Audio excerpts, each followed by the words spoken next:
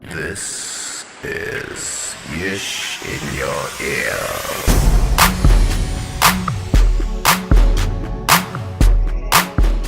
What's good? I am Yish. This is Yish in your ear. Finishing up on the FLStudio 12 Master Series, specifically on the plugin database portion. I just want to touch up on a couple of things that I had not mentioned in the previous part one. So this will be part two. All right, so just jumping right in. One of the first things I want to do is show you that not only can you have categories under the two main categories of effects and generators, but you can also have subcategories up under those as well. And you'll notice that when you first install FLStudio 12. The beauty of this, when you go to insert a plugin, is you can have less clutter under the plugin options. For instance, during the last video, I created the MDA folder.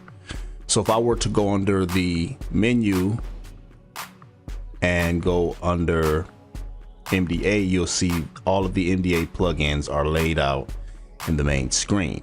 And again, you know, as you start adding your plugins to that favorite folder, this list will start to expand across the screen, which sometimes can be an annoyance. So what we'll do instead is I'll take this MDA folder and put it under the miscellaneous folder. So I have a folder under a category. So it'll be the effects main category, the miscellaneous category, and then under the miscellaneous category, we'll have the MDA. So let's do that. So I'll go into miscellaneous folder and I'll take the MDA folder and move it under that miscellaneous folder. So going back to FLStudio now, MDA has been moved to the miscellaneous folder.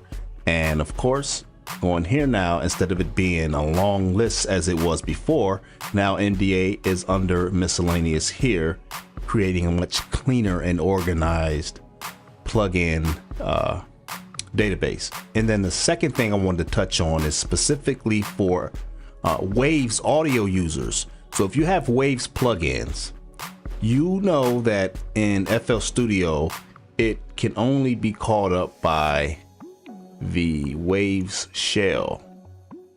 So normally when you want to use a Waves plugin, you have to start with the Waves shell. This is sort of a nuisance because now I've dragged this plugin here, but then I also have to go into the shell itself and pick out a plugin. So let's say MV2. I can take this now, all right, and I'll put this under a subcategory under effects. So what I'm going to do is go to dynamics. I'll highlight limiter. All right, we'll add plugin to the database and it'll drop this under the limiter section. Okay, so now that's in here under MV2 stereo. All right, so now instead of me having to always load up the Wave shell, I can just simply now drag MV2 over here and it'll load up as a plugin.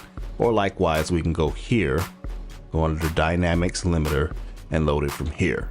So that allows you to get all of the plugins that's in the Wave shell out from the Wave shell and into a directly selectable plugin preset to drop onto the mixer.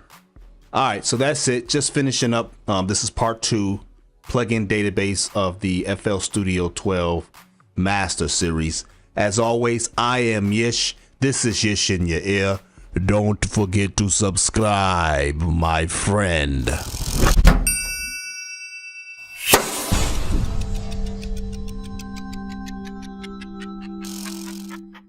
The producer.